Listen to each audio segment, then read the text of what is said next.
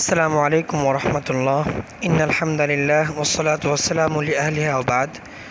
সম্মানিত দর্শক শ্রোতা মণ্ডলী, আমরা এখন আকবর ইলাহাবাদী এবং আল্লামা ইকবালের দর্শন এবং তাদের কর্মযজ্ঞ নিয়ে আলোচনা করব ইনশাআল্লাহ। প্রথমত আকবর ইলাহাবাদীর দর্শন ও কর্মযজ্ঞ নিয়ে আলোচনা করব।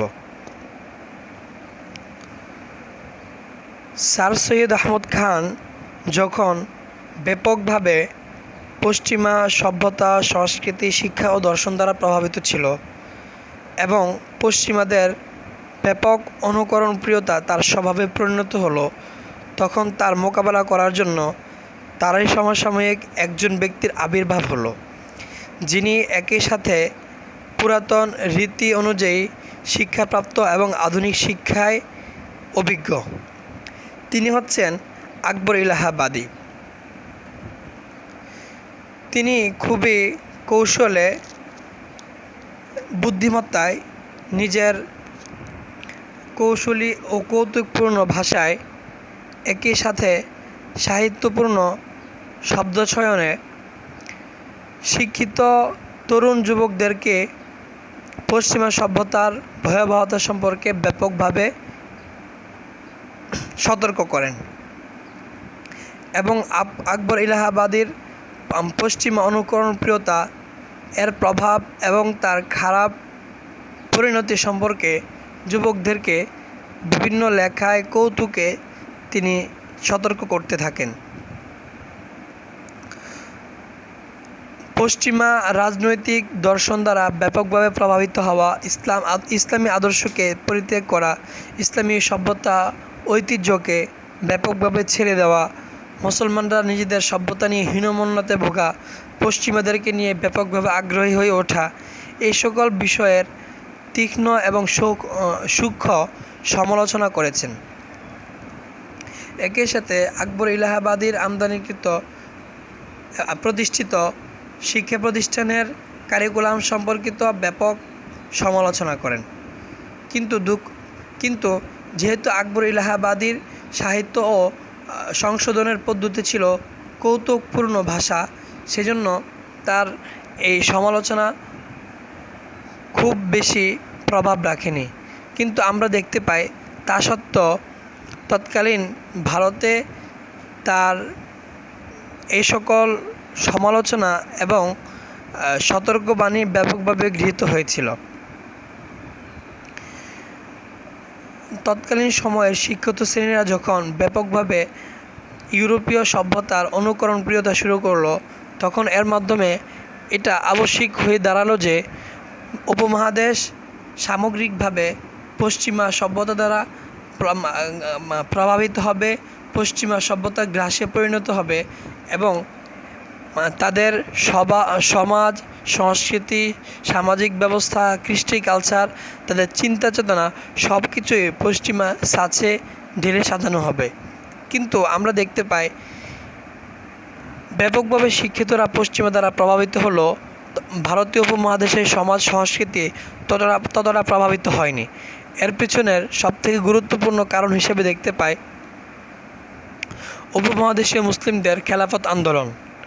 মুসলিম এবং অমুসলিম সকলে এই আন্দোলনে ব্যাপকভাবে অংশগ্রহণ করে। প্রথম বিশ্বযুদ্ধে 1914 থেকে 18 পর্যন্ত যে বিশ্বযুদ্ধ চলেছিল, এই বিশ্বযুদ্ধে যখন তুরস্ক এবং জার্মানি পরাজিত হলো, তখন ইংল্যান্ড তুরস্ককে, ওসমানী সাম্রাজ্য পতনের পর তুরস্ককে দখল করে নেয়। এই দখল করার ফলে ব্যাপকভাবে উপমহাদেশীয় মুসলমানদের মধ্যে আন্দোলনের দানা বাঁধে এবং তারা খেলাফত আন্দোলন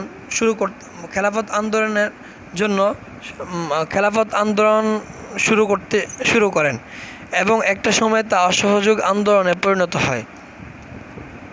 এই আন্দোলনে মোহাম্মদ আলী, মাওলানা শওকত আলী এবং আবুল কালাম আজাদের সাথে কংগ্রেস নেতা এর সাথে গান্ধীজিকেও আমরা দেখতে পাই। এই আন্দোলনে যেরকমভাবে মুসলিমরা অংশগ্রহণ করে, একই সাথে হিন্দুরা অংশগ্রহণ করে, একটা সময় তা স্বাধীনতা আন্দোলনে প্লাবিত করে। এই আন্দোলনের ফলে মুসলমানরা ব্যাপকভাবে ইউরোপীয় পণ্য বর্জন করতে শুরু করে, ইউরোপীয় কৃষ্টি কালচার সভ্যতাকে অ্যাভয়েড করতে শুরু করে। বরঞ্চ এর পরিবর্তে ভারতীয়রা নিজেরা মিতব্যয়ী হওয়ার প্রতি উদ্বুদ্ধ হয় এবং ধনাঢ্য পরিবার, ইংরেজি শিক্ষিতরাও এর প্রতি উদ্বুদ্ধ হতে থাকে এবং একটা সময় গিয়ে এই আন্দোলনে ভারতের স্বাধীনতা আন্দোলনে রূপ নেয়। আকবর ইলাহাবাদীর আদর্শ সম্পর্কে আমাদের আলোচনা এ পর্যন্তই। আমরা এখন আল্লামা ইকবালের জীবন ও দর্শন নিয়ে আলোচনা করব ইনশাল্লাহ। বিংশ শতাব্দীর শুরুর দিকে উপমহাদেশীয় লোকজন ব্যাপকভাবে ইউরোপীয় শিক্ষা দ্বারা প্রভাবিত হয় এবং ইউরোপে আসা যাওয়া শুরু করে। ইতিমধ্যে দীর্ঘ একটা সময়ের মধ্য দিয়ে ভারতীয়রা ইউরোপিয়ানদের দ্বারা প্রভাবিত হয় এবং তাদের ভয় অনেকটাই কেটে যায়। সেজন্য তারা ইউরোপে আসা যাওয়া করতে থাকে এবং ইউরোপের মৌলিক কৃষ্টি কালচার, তাদের চেতনা, আদর্শ, এই সকল বিষয়গুলো যাচাই বাছাই করার প্রয়োজনীয়তা অনুভব করে।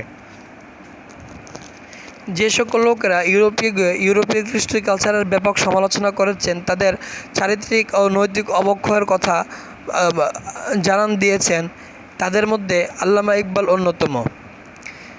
আল্লামা ইকবাল উপমহাদেশের আধুনিক শিক্ষায় শিক্ষিত বিংশ শতাব্দীর সবথেকে বড় বিজ্ঞ ও পণ্ডিতদের একজন ছিলেন, যিনি ইউরোপের সভ্যতা সংস্কৃতিকে খুব কাছ থেকে দেখতে এবং তার খারাপ দিকগুলো চিহ্নিত করতে সমর্থ হয়েছিলেন। তিনি দীর্ঘ সময় ইউরোপে পড়াশোনা করা সত্ত্বেও তিনি তাদের ভিতরের অবক্ষয়গুলো ধরতে পারেন এবং তিনি পরবর্তী সময়ে ভারতে ফিরে এসে তাদের ব্যাপক রাজনৈতিক, কূটনৈতিক ও নীতিগত সমালোচনা এবং ক্রিটিক আলোচনা শুরু করেন।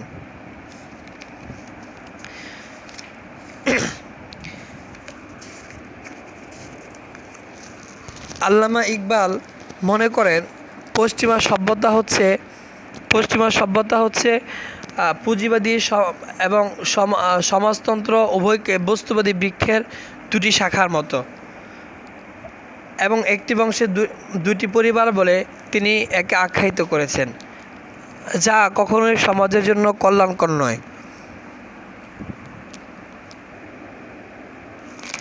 তিনি তার লেখায়, প্রবন্ধে, কবিতায় ব্যাপকভাবে পশ্চিমা সভ্যতার ভিতরগত যে অনৈতিকতা, তাদের যে দুর্বলতা, সেগুলো খুঁজে বের করে নিয়ে আসেন।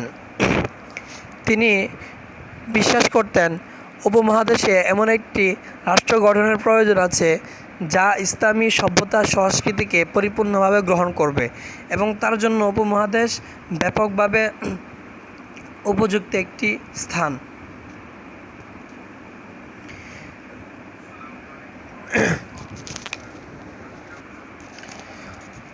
পরবর্তী সময়ে ইসলামী রাষ্ট্র পাকিস্তান গঠন হলে তিনি এর বুদ্ধিবৃত্তিক এবং চিন্তাগত ব্যাপক প্রভাব রাখেন। আমাদের আজকের আলোচনা এ পর্যন্ত। আসসালামু আলাইকুম ওয়া রাহমাতুল্লাহ।